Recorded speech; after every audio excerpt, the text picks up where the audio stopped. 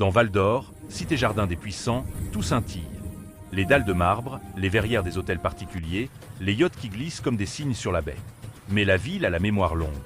Elle se souvient d'Alima Kane, héritière d'un empire hôtelier, disparue un an plus tôt dans un drame que les tabloïds ont appelé « la tombe de velours ». On dit que son mari l'a enterrée vivante avec son bébé pour s'emparer de sa fortune. On dit beaucoup de choses à Val d'Or. Ce que personne ne sait, c'est qu'Alima respire encore. Sauvée par une main anonyme, partie en silence, elle revient aujourd'hui, dans la ville la plus riche du continent, pour protéger l'enfant qu'elle a mis au monde, et pour apprendre, si le destin le permet, à aimer autrement que dans la peur. Le bal de la Fondation Andrada avait lieu chaque année, au moment où les Jacarandas mauves incendiaient les avenues privées de Val d'Or. Sous le dôme de cristal du musée des arts numismatiques, les femmes portaient des robes qui semblaient couler dans l'or, les hommes arboraient des smokings dont les coutures chuchotaient des secrets de tailleurs. Au centre, un piano à queue laquait les lustres en reflets liquides. On ne venait pas ici pour la charité, mais pour l'algèbre des regards. Qui salue qui s'efface, qui règne. Alima franchit la porte de service à 22 heures précises, une invitation numérique gravée sur son téléphone. Elle ne devait pas être ici. Mais les plans du musée, elle les connaissait mieux que certains conservateurs. Val d'Or avait été la maquette de son père, le chantier de sa jeunesse, le théâtre de sa trahison. Sous la veste noire qu'elle portait pour disparaître, elle serrait un pendentif en or mat, l'unique bijou rescapé de son ancienne vie. Une fleur d'acacia, symbole de résistance et de mémoire. « Madame, votre badge, s'il vous plaît », murmura l'agent d'accueil. Elle lui tendit le QR code que lui avait transmis, 2 jours plus tôt, une adresse anonyme. Une seconde, puis le bip vert. Elle entra. À l'étage, une toile monumentale dominait le hall, le banquet des rois sans couronne. On y voyait des silhouettes richement vêtues banquetées au milieu d'un désert. À l'horizon, une petite caravane de gens ordinaires avançait, presque effacée. Alima s'arrêta, happée par l'ironie du tableau. Elle savait qu'elle n'était pas là pour contempler les symboles. Elle était venue vérifier une rumeur. Son mari, Idriss Delma, nouveau PDG de Kane Hospitality par le biais d'une succession contestée, devait annoncer ce soir un partenariat discret avec un fonds monégasque. La vente d'un patrimoine. Le rapt final. Elle sentit une chaleur monter dans sa poitrine et respira. L'ombre d'une poussette l'accompagna dans sa pensée. Son fils. Yaro dormait chez Mado, l'infirmière qui l'avait aidé à fuir il y a 1 an. L'enfant sentait la mangue dès le lait. Il était la preuve vivante que la mort n'avait pas gagné. « Vous appréciez la pièce » demanda une voix grave à sa droite. Elle se tourna. Un homme se tenait là, grand, le costume discret, les yeux couleur thé, un pli pensif à la commissure des lèvres. Il ne l'observait pas comme le font les gens de Val d'Or, pour classer, évaluer, enchérir.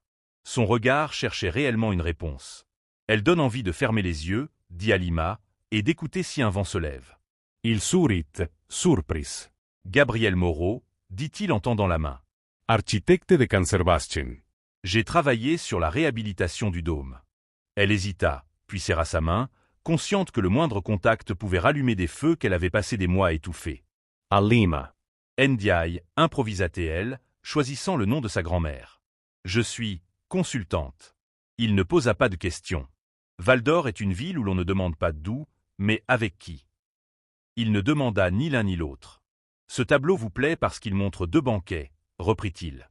Celui des puissants, au premier plan, et celui, plus loin, des voyageurs qui partagent un fruit. L'artiste disait que le second finit toujours par nourrir le premier. Alima observa la petite caravane peinte dans un coin d'ombre.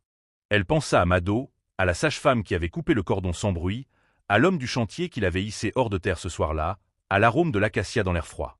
Oui, son banquet à elle venait des gens qui passent sans rien demander. « Vous avez l'air ailleurs », dit Gabriel avec douceur. « Peut-être qu'un peu d'air tout court nous ferait du bien. » Il désigna le balcon circulaire qui entourait le dôme. De horse, la baie miroita.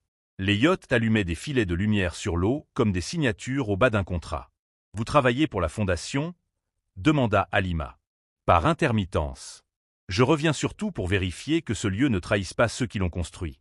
Dans cette ville, les bâtiments gardent mieux les promesses que les hommes. » La phrase, presque austère, fit vibrer quelque chose en elle. Une fidélité ancienne, un langage de plan et d'angle, celui de son père. Elle se surprit à répondre, presque trop vite. Les pierres ne mentent pas, elles fissurent. Et quand elles fissurent, on peut les lire. Gabriel la regarda longuement. Pas la femme en robe, pas la silhouette, la pensée. Il hocha la tête, comme quand un violon s'accorde tout seul. Un carillon discret annonça le discours. En contrebas, les invités se rangèrent comme un jeu d'échecs sur un tapis d'azur. Idriss apparut sur l'estrade. Son smoking avait cette brillance qui capture l'œil comme une vitre de boutique. Halima sentit le sol pencher sous elle, mais ce n'était qu'une illusion du dôme. Son cœur, lui, resta immobile, comme calé par la main d'un menuisier patient. « Dames et messieurs, commença Idriss, la Fondation Andrada existe pour honorer la mémoire et bâtir l'avenir. Ce soir, nous annonçons une alliance stratégique. » La suite se perdit dans un murmure d'applaudissements convenus. Gabriel, penché contre la balustrade, ne quittait pas la scène du regard. Halima, elle, notait ce que d'autres ne voyaient pas. La micro-hésitation d'Idriss en prononçant le nom du fond, le geste nerveux de sa main droite, celle qui signait. La présence, à 2 mètres, de Maître Bellion, avocat spécialisé en succession internationale. Tout coïncidait, la mise à sac allait commencer. « Vous avez l'air de lire les fissures », murmura Gabriel sans détourner le regard. « Je lis les habitudes », répondit-elle. Les habitudes trahissent toujours. Il se tourna vers elle avec un calme presque ancien, ce genre de calme qu'on apprend auprès des maîtres d'atelier. Alors lisez aussi les miennes. J'offre à boire sur les balcons quand la foule étouffe. Ils burent un thé noir épicé. Gabriel avait cette manie délicieusement anachronique de préférer les infusions aux bulles. Halima, qui se méfiait de tout, se surprit à apprécier. La chaleur simple de la tasse dans la nuit salée. La musique en bas reprit, un standard lent, presque trop tendre pour la salle. Un détail accrocha soudain son regard. À la périphérie du hall, 2 hommes du service de sécurité s'étaient postés, raides, et l'un d'eux parlait dans un micro-oreillette en fixant le balcon. « Il monte » dit-elle sans émotion apparente. « Pour moi. Vous avez fait quelque chose » demanda Gabriel avec une neutralité qui n'avait rien de policier. « Yerispire. » C'est déjà trop, ici. Il ne posa pas d'autres questions. Ses yeux cherchèrent la sortie la plus proche, non pour fuir lui-même, mais pour lui ouvrir une porte. Il désigna une coursive technique. Par là. Escalier B, puis une issue de secours sur le jardin de sculpture. Vous connaissez ? Mieux que ma poche. Elle glissa le pendentif sous sa blouse et s'élança. Les pas des 2 agents résonnaient dans les marches, plus bas. Gabriel marchait à côté, sans empressement inutile, comme s'il avait décidé qu'être à ses côtés relevait d'une vieille promesse. Dans la cage d'escalier, des inscriptions de chantier griffonnaient encore sur le béton. Niveau, flèche, date. Halima y lut la chronologie d'une vie qu'on n'efface pas avec une annonce. Ils débouchèrent dans le jardin. Les sculptures métalliques dressaient leurs silhouettes contre la baie, et l'odeur de celle gifla agréablement le visage d'Halima. Elle connaissait là et qui s'ouvrait sur une petite allée de service. Au bout, un portail piéton donnait sur l'avenue des Palmiers. « Merci, dit-elle, la voix soudain basse. Vous n'êtes pas obligé. Personne n'est obligé d'être digne, dit-il simplement. C'est pour ça que c'est rare. » Elle se tut. Un rire de groupe monta du dôme, porté par un accord de piano. Les 2 agents sortirent à leur tour dans le jardin, scrutant l'obscurité. Gabriel fit un pas en avant, de sorte que sa silhouette la masqua un instant, comme l'ombre d'un porche devant une porte. « Monsieur, a pila. » L'un des agents. « Vous avez vu passer une femme en veste noire ?»« Ici, on voit passer des mécènes, » répondit Gabriel, assez fort pour que l'écho salisse ses mots. « Et des sculpteurs contrariés. Vous devriez vérifier les entrées côté livraison. On y croise toutes sortes d'arts. Le ton poli, l'air d'évidence, l'odeur de thé. Tout dans cette réplique appartenait au monde qui ne se conteste pas. » Les agents hésitèrent, puis s'éloignèrent en direction opposée. Halima, retenue par l'allée sombre, sentit une gratitude brûlante qu'elle aurait voulu repousser. « La dette est une corde. Je ne devrais pas vous mêler à ça, » dit-elle. « Il est trop tard, » répliqua Théil, « mais vous pouvez choisir à quoi vous me mêlez. » Il lui tendit une petite carte, épaisse, sans logo, seulement un numéro et 3 mots au dos, écrits d'une manette, « Pierre, lumière, vérité ». Elle pensa, voilà un homme qui date ses phrases comme on date une façade, pour qu'elle tienne. Au loin, des pneus crissèrent, une berline. Noir s'arrêta devant le portail du personnel. Halima reconnut la silhouette du chauffeur d'Idriss. Le temps de grâce se refermait. Elle se recula dans l'ombre. « Allez, » dit Gabriel doucement. « Les jardins ont des oreilles ici, mais les maisons anciennes, moins. Demain, 8 heures, café des cartographes. Si vous ne venez pas, je comprendrai. Si vous venez, nous lirons les fissures ensemble. » Il ne chercha pas son nom, pas son histoire, encore moins un serment. Il offrit une place, comme on tire une chaise dans une cuisine. Elle hocha la tête, sans promettre. Puis elle disparut par l'allée, légère, déterminée, le pendentif d'acacia battant contre sa peau comme un petit cœur secondaire. Dans la baie, les yachts écrivaient toujours leur signature blanche.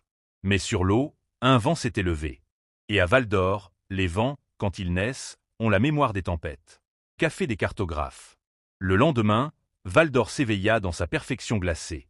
Les avenues luisaient encore des pluies de la veille, les trottoirs respiraient le jasmin des jardins suspendus, et les écrans géants des façades affichaient déjà les cours de bourse et les sourires polis des fortunes du jour. Halima marchait d'un pas mesuré, enveloppée d'un manteau crème qui laissait croire à une femme sans histoire. Pourtant, sous le tissu, chaque battement de cœur vibrait comme une alarme. Elle n'avait presque pas dormi. Les mots de Gabriel, sa voix posée, son regard calme, avaient tourné dans sa tête toute la nuit. Était-ce un piège ou une main tendue? Dans cette ville, les deux se confondent souvent. Le café des cartographes se cachait derrière une librairie ancienne, tout près du port. Le lieu avait gardé son âme de 1920, des miroirs patinés, des tables en marbre veiné, un piano désaccordé dans un coin. L'enseigne disait « Ici, on dessine le monde autrement ». Halima entra. Une cloche tinta doucement. L'air sentait le café fort et la pluie sur la pierre. Gabriel était déjà là, adossé à une banquette, un carnet ouvert devant lui. Lorsqu'il la vit, il se leva, sans empressement, comme si sa présence allait de soi. « Vous êtes venu, dit-il simplement. Pour comprendre. Comprendre quoi? Pourquoi quelqu'un comme vous est d'une inconnue? Il esquissa un sourire. Peut-être parce que j'ai vu dans vos yeux ce que je croyais disparu, la vérité quand elle a peur. » Ils restèrent un instant silencieux. Un serveur posa 2 tasses fumantes. Sur la table, entre eux, le carnet était rempli de croquis, des façades, des ruelles, des ponts oubliés. « Vous dessinez ?» demanda-t-elle. « J'essaie de sauver la mémoire des lieux avant que l'argent ne les dévore. Val d'Or et Fas sont passés à coups de projets immobiliers. Et les gens qui s'y perdent, parfois, ils laissent des traces dans mes plans. » Halima baissa les yeux. Et si l'un de ces plans cachait une tombe? Il releva la tête, surpris par le ton presque brisé de sa voix. Alors, sans plus de masque, elle raconta. Le mariage, l'ascension, l'enfant, la jalousie d'Idriss, sa métamorphose après la mort de son père. Les menaces. La nuit de la trahison, quand il l'avait attirée dans le jardin sous prétexte d'une surprise et que la terre s'était refermée sur elle. Elle parla sans pleurer, d'une voix basse et dure, comme si les mots eux-mêmes portaient les cicatrices. « Et cet enfant ?» demanda Gabriel doucement. Il vit. Grâce à ceux qu'on ne voit jamais. Des mains sans nom. Je ne suis revenu que pour le protéger. Idriss ne doit jamais savoir qu'il respire encore. Un long silence suivit. Dans le café, la musique du piano mécanique s'égrena, mélancolique. Gabriel referma lentement son carnet. Alors nous allons dessiner votre chemin. Pas pour fuir, mais pour reprendre la ville à ceux qui l'ont volée. Il sortit de sa poche une clé USB. J'ai trouvé des documents sur le projet de vente des hôtels Kane. Des fonds offshore, des contrats signés à Monaco. Si vous confirmez vos droits d'héritière, il perd tout.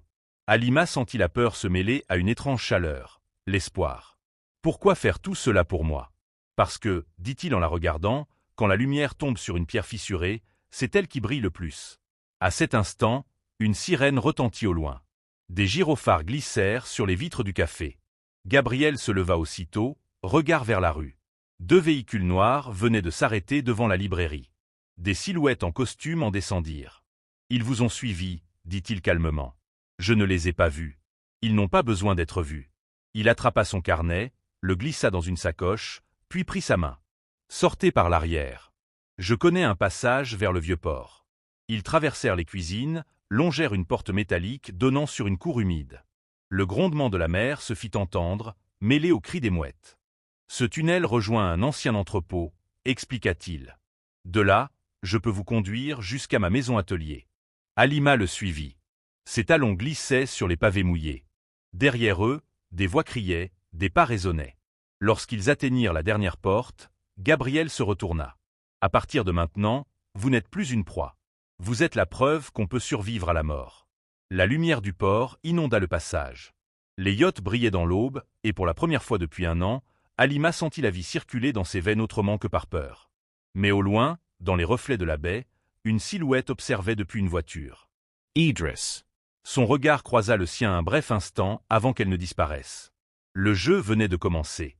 La maison de Gabriel se dressait au-dessus du vieux port, sur la corniche de Saint-Lys, là où la mer frappait les falaises comme pour rappeler aux riches de Val d'Or que la nature, parfois, se moque des fortunes. Elle n'avait rien d'un manoir, des lignes sobres, des murs de verre et d'acier, et partout, des plantes grimpantes qui s'accrochaient à la pierre. C'était une demeure qui respirait le silence et la lumière. Halima s'y sentit d'abord en exil, puis, étrangement, en paix. Le matin filtrait à travers les vitres comme un voile de miel. Gabriel préparait du café dans la cuisine ouverte, vêtu d'une chemise blanche roulée aux manches. « Vous pouvez rester ici aussi longtemps que nécessaire », dit-il sans se retourner. « Personne ne viendra vous chercher sur ce rocher. Vous parlez comme un homme qui s'est caché des fantômes. »« J'en ai restauré quelques-uns, » répondit-il avec un sourire. Sur la table, des plans étalés montraient les fondations du groupe Kane. Des notes en marge, des liens entre comptes offshore, des noms d'actionnaires dormants. « Vous avez fait tout ça seul ?» demanda-t-elle. « Non. J'ai des amis dans les ombres. Des archivistes, des comptables fatigués de servir les voleurs. Vous risquez gros, Gabriel. Vous aussi. » Il lui tendit un dossier relié. Regardes. Ce contrat prouve qu'Idriss a transféré les titres à un fonds appelé Fiducia Maritime. C'est un montage illégal. Si on le prouve, il perd tout. Halima parcourut les pages, les yeux sombres d'une détermination nouvelle. Je veux qu'il paie. Pas seulement pour moi, mais pour ce qu'il a fait de cette ville. Elle s'interrompit. À travers la baie vitrée, la mer se soulevait lentement. Vous savez, quand j'étais enfant, je croyais que l'amour protégeait de tout. Aujourd'hui, je sais qu'il tue aussi. Non, dit Gabriel en s'approchant doucement. Ce n'est pas l'amour qui tue. C'est la possession. Leurs regards se croisèrent. Un long silence. Le vent fit claquer les stores, et quelque chose. Dans ce bruit, brisa le mur invisible qu'ils gardaient entre eux. Si vous restez ici, dit-il, je peux vous aider à reprendre votre nom. Mais il faudra faire face. Et si je tombe encore? Alors je tomberai aussi, répondit-il sans hésiter. Halima détourna les yeux. Elle n'était pas habituée à cette sincérité nue, sans stratégie. Elle se leva, marcha vers la terrasse. La mer semblait infinie, le vent portait une odeur de sel et de feuillage. Vous devriez vous reposer, dit-il derrière elle. Ce soir, nous irons voir quelqu'un. Un notaire. Discret, mais loyal. Il vous aidera à rouvrir votre dossier d'héritage. Plus tard, dans la soirée, le soleil se couchait sur Val d'Or comme une plaie dorée. La ville brillait de mille feux, mais tout semblait faux, trop propre. Halima observait de loin les tours de verre du quartier financier. « Vous savez ce que je ressens ?» demanda-t-elle à Gabriel en descendant de la voiture. « Dites-le-moi. Comme une revenante. On me croit morte, et pourtant j'avance dans ma propre tombe. » Ils traversèrent la ruelle menant au bureau du notaire. L'homme, petit, discret, ouvrit la porte sans un mot. « Gabriel, entrez vite. »« Et elle, c'est bien. »« Oui, » murmura Gabriel. « Ne prononcez pas son nom. »« Pas ici. » Le notaire hocha la tête, sortit une clé de coffre. « Votre dossier n'a jamais été détruit. Je l'ai gardé, au cas où. » Il posa un dossier épais sur la table. À l'intérieur, des actes, des testaments, des lettres. Et parmi eux, une photo, Halima et Idriss, le jour de leur mariage. Elle resta figée. Sur la photo, son sourire paraissait sincère.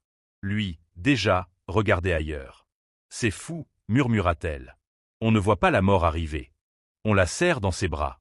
Le notaire tout sauta. « Madame, votre signature sur cet acte de renonciation est falsifiée. Si nous la faisons authentifier, Idriss sera obligé de rendre les titres. » Halima leva les yeux vers Gabriel. « Vous entendez ça? » ?»« Oui. C'est le son d'une fissure dans le trône. » Soudain. Un bruit sec éclata dehors, une vitre brisée. Gabriel bondit, et ignit la lampe. Un sifflement, puis un deuxième impact. Une balle s'écrasa dans le mur. « Couchez-vous » cria-t-il. Le notaire hurla. Les vitres explosèrent. Halima sentit le vent, la poussière, le goût du métal. Gabriel la tira vers une porte latérale, menant au sous-sol. Ils descendirent 4 marches, puis 5. La pièce était noire. « Il nous a trouvés, » murmura-t-elle. « Non, il nous cherche. Il n'imagine pas encore que vous êtes vivante. » Gabriel sortit son téléphone, alluma une lampe discrète. « Par ici. J'ai une sortie sur la rue parallèle. » Ils coururent, l'air chargé de poudre. Quand ils émergèrent enfin à l'extérieur, la nuit de Val d'Or semblait étrangère, traversée par les gyrophares et le vent marin.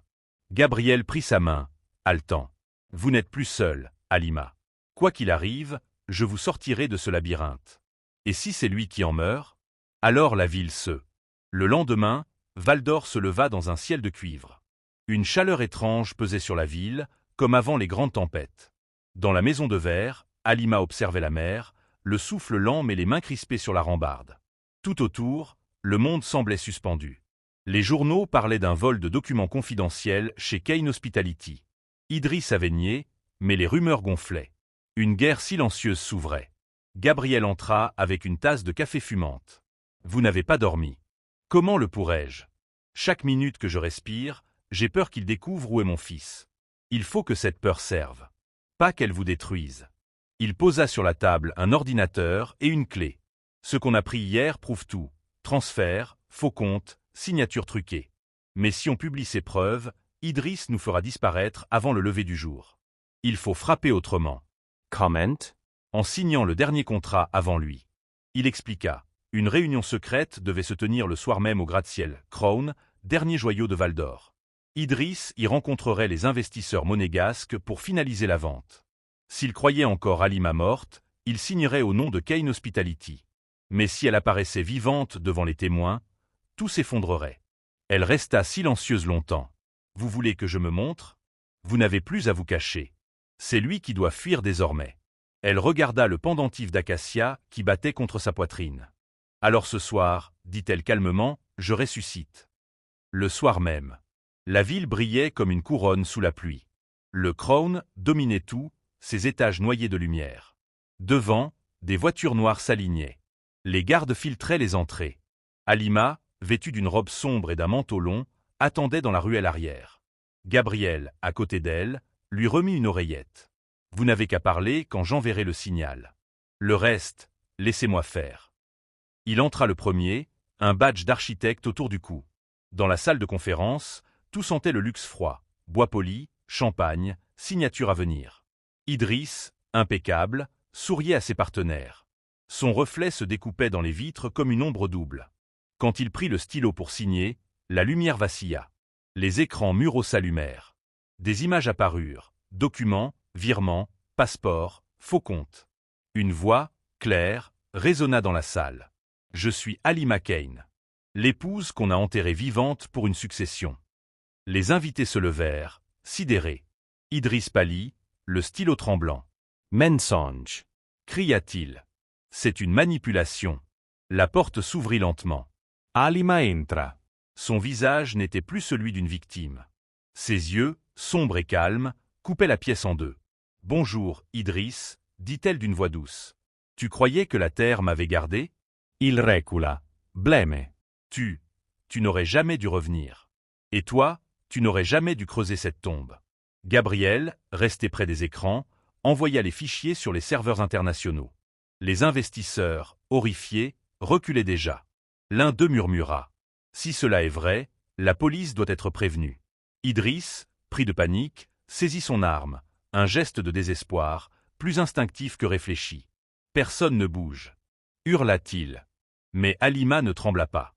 Tu as enterré ton propre nom ce soir, Idriss. Un bruit sec claqua. La sécurité intervint. L'arme tomba. Idriss fut plaqué au sol, ses cris se perdant dans le vacarme des sirènes. Plus tard, sur la terrasse. La pluie s'était arrêtée. La ville scintillait sous les éclairs. Halima, debout face à la baie, sentait la fatigue la traverser comme un vent chaud. Gabriel arriva, trempé, les sourires discrets. C'est fini. Non, dit-elle doucement. Rien ne finit vraiment. Mais je peux respirer. Il s'approcha, posa une main sur son épaule. Vous avez repris votre nom. Que ferez-vous maintenant? Recommencer. Pas. Dans la vengeance. Dans la lumière. Elle tourna vers lui un regard plus tendre, presque timide. Merci, Gabriel. Sans vous, je serais encore sous cette terre. Et sans vous, Valdor serait resté endormi sous ses mensonges. Le vent marin fit frissonner les vitres. Alors, murmura-t-elle, faisons une ville vivante. Pas une tombe dorée. Ils restèrent là, silencieux, à regarder le jour se lever sur les toits dorés. Pour la première fois, la lumière de Valdor ne leur parut plus fausse. Elle ressemblait à une promesse. Mais, quelque part dans l'ombre du port, une silhouette anonyme observait la scène, un téléphone à la main. Une voix au bout du fil dit simplement « La partie vient de changer ». Et Valdor, la ville des puissants, retint à nouveau son souffle. L'aube sur Val d'Or ressemblait à un rêve qui se dissipe. Après des semaines de chaos, la ville se réveillait lentement sous un ciel gris d'argent. Les journaux flottaient dans les kiosques comme des feuilles de jugement. Idriss Delma incarcéré. Le scandale qui ébranle Val d'Or. Mais au sommet de la falaise, dans la maison de verre, personne ne célébrait. Halima se tenait debout devant la grande baille vitrée, un gobelet de café froid à la main. Sous ses yeux, la mer roulait ses vagues avec lenteur. Le silence, après tant de hurlements, lui paraissait presque violent. Son fils Yaro dormait dans la pièce voisine, bercé par le vent marin. Parfois, il gémissait, comme si le cauchemar de sa mère lui appartenait aussi. Gabriel entra, vêtu d'un pull clair, les traits tirés par la fatigue. « Il a plu toute la nuit, dit-il doucement. C'est bon signe. La pluie lave les blessures de la terre. » Halima sourit à peine. « Les miennes sont plus profondes que la terre. » Peut-être. Mais même les pierres se réparent. Il posa une enveloppe sur la table, le jugement officiel. Idriss resterait en détention jusqu'au procès. Les actifs de Kane Hospitality étaient gelés, et le conseil d'administration proposait déjà à Halima de reprendre la direction. Elle lut la lettre lentement, comme on relit un testament. « Ils veulent que je dirige l'empire de celui qui a voulu me tuer. Parce que vous êtes la seule à pouvoir le rendre juste, » répondit Gabriel. Les jours suivants, la maison devint un refuge pour les survivants. Mado venait chaque matin s'occuper de Yaro et préparer le thé. Parfois, elle chantait des airs anciens du Sahel. La maison vibrait alors d'une chaleur simple, presque familiale. Mais les nuits d'Halima restaient hantées. Elle revoyait le trou, la terre humide, la respiration coupée. Elle revoyait le visage d'Idriss, cette expression de calme monstrueux quand il avait dit « Tu m'empêches d'être un roi ». Une nuit, elle descendit jusqu'à la falaise. Le vent giflait ses cheveux, le sel lui piquait les yeux. Gabriel la rejoignit sans parler. « Il y a des cicatrices qu'on ne guérit pas, murmura-t-elle. « Non, dit-il. Mais on apprend à les porter comme des preuves de vie. » Il lui tendit une pierre polie ramassée sur la grève. « Tenez. Elle vient de la même falaise. Elle a survécu à 1000 vagues. Vous croyez qu'on peut aimer encore, après avoir été brisé? Ce n'est pas après, Halima. C'est grâce à. » Leurs regards se croisèrent. Le vent, la mer, la nuit, tout semblait suspendu. Elle sentit le poids du passé se dissoudre un instant. 2 mois passèrent.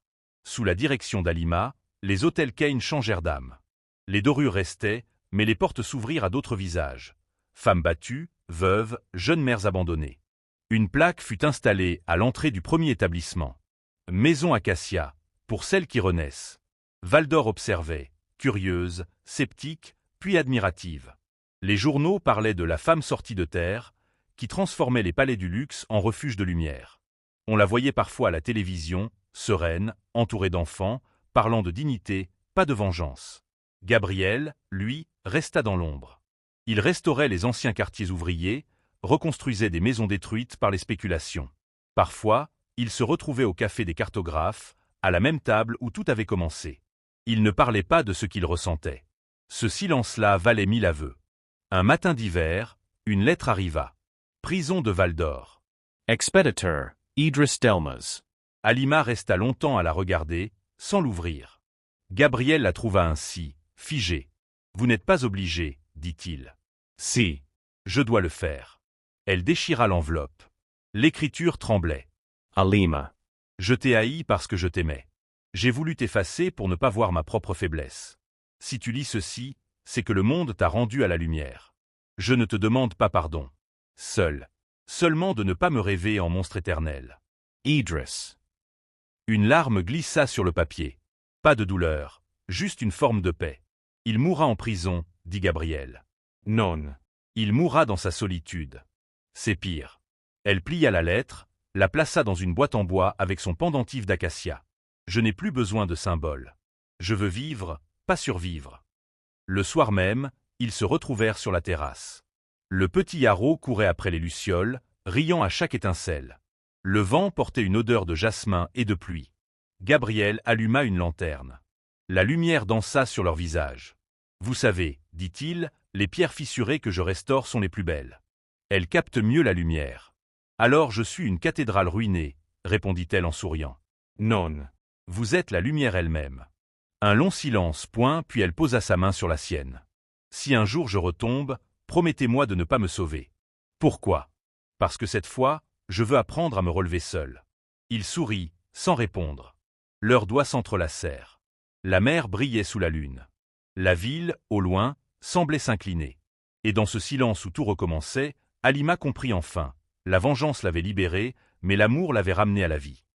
Des années plus tard, les enfants du port chantaient encore une chanson à la tombée du soir. Sous la mer dorée dort la femme sans peur. La terre l'a prise, la mer l'a rendue. Et son nom, c'est Lumière. Et quelque part, dans la maison aux murs de verre, deux silhouettes regardaient l'horizon. Les cicatrices de la victoire brillaient sur leur peau comme des bijoux anciens, témoins d'une vérité simple. On ne renaît jamais sans douleur, mais on renaît quand même. Et quelque part, dans la maison aux murs de verre, deux silhouettes regardaient l'horizon. Les cicatrices de la victoire brillaient sur leur peau comme des bijoux anciens, témoins d'une vérité simple. On ne renaît jamais sans douleur, mais on renaît quand même. Et voilà, la fin de cette histoire bouleversante. Une femme trahie, enterrée vivante, mais revenue plus forte que jamais pour transformer sa douleur en lumière. Broken Heart Sparkles. Index revers pointe vers la droite blanc, et vous, qu'en pensez-vous? Avez-vous ressenti la même tension, la même émotion qu'Halima lorsqu'elle a choisi de pardonner plutôt que de se venger? Dites-le nous en commentaire, on veut lire vos avis. Speech Balloon. Globe sur la zone Europe-Amérique et surtout, de quel pays nous regardes-tu? Mets ton drapeau dans les commentaires et dis-nous d'où tu suis nos histoires. Abonne-toi, like la vidéo, signe pouce vers le haut, et partage-la pour que tout le monde découvre cette histoire de renaissance et de courage. Feu de nouvelles histoires encore plus fortes arrivent très bientôt. Reste connecté à Les Mystères de la Vie. Ainsi s'achève l'histoire de Samuel et Nadège. Une histoire de douleur, de foi, et surtout de pardon. Ils ont appris que la vraie victoire n'est pas celle qu'on obtient sur les autres, mais celle qu'on remporte sur soi-même. Leur courage nous rappelle qu'au cœur des blessures, Dieu peut faire naître la paix. Si cette histoire vous a touché, laissez votre commentaire pour partager ce qu'elle vous a inspiré. Et si vous croyez, vous aussi, que la vérité ne meurt jamais, abonnez-vous pour découvrir les prochains récits qui éveillent l'âme. Livre ouvert, partagez cette histoire autour de vous, pour que la lumière du pardon continue de souffler sous le même ciel.